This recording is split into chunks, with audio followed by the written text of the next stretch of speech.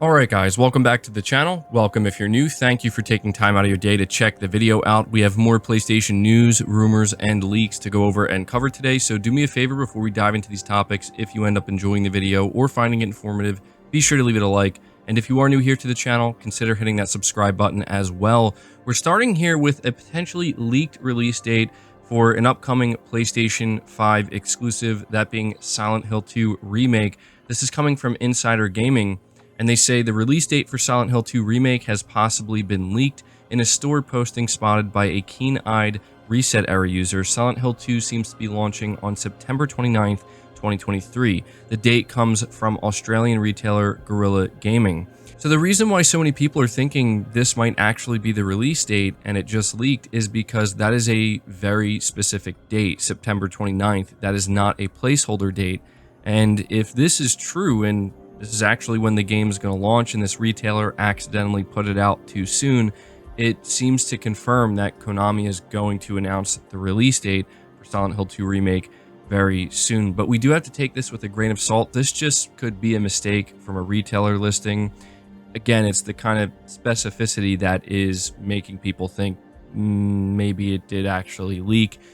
I will say, if Silent Hill 2 Remake does manage to actually release this year, then that's going to really add, I think, a lot to the second half of PlayStation's lineup, because we've talked about how there's going to be Helldivers 2, Final Fantasy 16, Spider-Man 2, and then if you throw Silent Hill 2 Remake in the mix there, that's looking really good. And so the final thing I'll say before moving on to the next topic is that the last we heard of this game was in an interview with Bloober Team's CEO, where he seemed to have confirmed that the game is very, very close to being finished, but when it comes to the release, that's out of their hands. That's up to Sony and Konami. So we'll have to wait and see if that turns out to be true. Moving on from that, we have a update, not necessarily a surprising one, for Pragmata. This is a game that I know a lot of you have been asking about.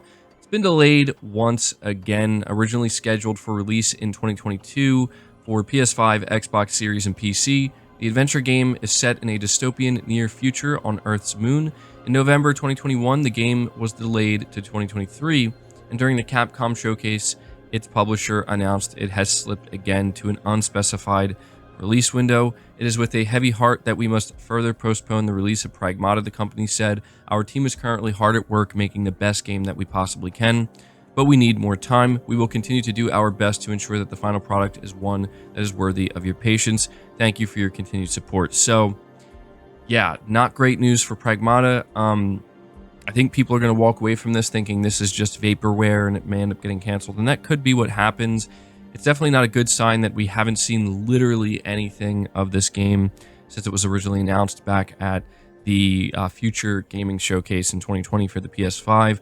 But hopefully, you know, they'll be able to get it together sooner rather than later, and we'll see more of it. But yeah, no denying that this is not the update people were hoping to hear about. Moving on from that, we have something that I think is relevant to PlayStation, because the FTC is reportedly blocking Microsoft's Activision deal. Microsoft has been trying to concede through various deals to get the Activision acquisition to go through. However, it appears as though this isn't enough for the US's Federal Trade Commission, as some new reports claim that the organization is trying to block the deal. There were two reports, one from CNN and another from CNBC, that cite anonymous sources familiar with the matter. The filing isn't public yet, but it allegedly will ask the U.S. District Court for the Northern District of California for a temporary restraining order that would keep both parties from finishing the acquisition. This move has the aim of trying to jam the deal before the July 18th deadline. And so what's so important about this, because I know people are going to be like, wait, didn't we already know this about the FTC? This specifically is going to try to prevent Microsoft from essentially forcing the deal to close. What Microsoft is trying to do right now with the Activision Blizzard deal is just close the deal regardless of the FTC suing them and the CMA blocking them, and then basically handle those problems after the fact. And essentially being able to come out and say that we now own Activision Blizzard, and they wouldn't have to pay Activision Blizzard that $3 billion. The FTC is apparently working hard right now to try to stop that from happening and ensure that they will not be able to forcefully close this deal. And if Microsoft can't close this deal by the deadline, they are going to have to pay Activision $3 billion. And it'll be very interesting to see how this plays out in the next month. But with that being said, apparently Phil Spencer remains confident that they're going to purchase Activision Blizzard. Being reported by Insider Gaming, Xbox boss Phil Spencer remains confident that Microsoft's purchase of Activision Blizzard will be finalized. During the Xbox What's Next for Gaming panel, Spencer reaffirmed the company's commitment to it happening despite various obstacles. In response to questions about it, Phil Spencer said the following, courtesy of PC Gamer: Microsoft is very committed. We're very committed to the acquisition. The current major hurdle for the acquisition is the United Kingdom's Competition and Markets Authority, which has blocked the deal. Both Microsoft and Activision are appealing the authority's decision. We're out there to find solutions with the regulators that have questions, and that's what we're actively doing, Spencer continued. We're trying to get to solutions. We did that with the European Commission. I'm confident we'll find solutions in the other areas as well. It's taking time, it's taking focus, but I'm confident. So there you go. It seems that, Microsoft, or at least Phil Spencer's unwavering in his confidence that this deal is going to go through. But moving on to something else that Phil Spencer said, and this is actually, I think, very relevant to PlayStation, very relevant if true.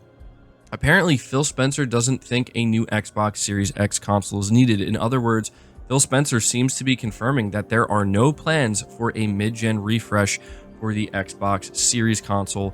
And the reason why this is very relevant to PlayStation is because apparently PlayStation not only is planning a PS5 Pro for next year, but they're getting ready to give those dev kits out. So this seems to imply that we could see a scenario where Sony comes out with a mid-gen PS5 Pro that you would assume would be more powerful than the Series X, quite significantly so, and Microsoft doesn't have anything to match that. So this is being reported by Insider Gaming, and it says a new Xbox Series X console doesn't appear to be in the cards for Microsoft. In an interview with Bloomberg after the Xbox Game Showcase, head of Xbox Phil Spencer said the company doesn't think a new Xbox Series X console with upgraded hardware is needed. That's not the feedback we're getting right now, Spencer told Bloomberg. Right now, we're pretty set on the hardware we have. And so, yeah, I mean, that's a pretty clear-cut answer. I do want to add to this that this is not like explicit confirmation. It's not him saying that there's no way we're doing a mid-gen refresh console. They could change their mind. He could be lying right now, honestly, because they just announced the 1 terabyte Xbox Series S, and it could just be that he wants the focus to be on that. I mean, look, it's not like Phil is going to come out and say, like, yeah, we are planning a mid-gen refresh console. So look forward to that, because that would make people decide to not buy the consoles that are out here right now. So I do want to say there is a pretty decent chance he's just saying what he has to right now, and they have every intention of releasing a mid-gen refresh console. But when you listen to the way he's wording it, that right now we're pretty set on the hardware we have, it's worded again in such a way where he's not closing the door, but it does just kind of get you into this frame of thinking where it's like, wait, is it possible that they're not going to do a mid-gen refresh? And if not, what does that mean for Sony? If Sony goes through with a mid-gen refresh, what's that going to look like? That would be very strange. We could see a scenario where it plays out similarly to what happened last generation, where Sony comes out first with the PS5 Pro, and that kind of takes the spotlight for a year. And then after that, Microsoft goes and they do announce a mid-gen refresh console for the Series X, and it will be, more powerful than the PS5 Pro.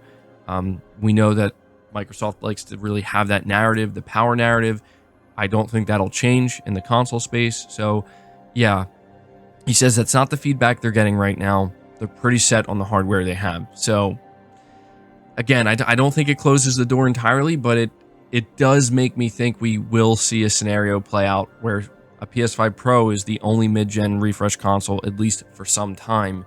And that'll be very interesting if that's how it all plays out. But guys, that's going to do it for the video. I hope you did enjoy it. I hope you found it informative. If you did, be sure to leave it a like, subscribe to the channel if you're new, hit the bell notification icon, and feel free to share this video out on top of all that. But until next time, guys, take care.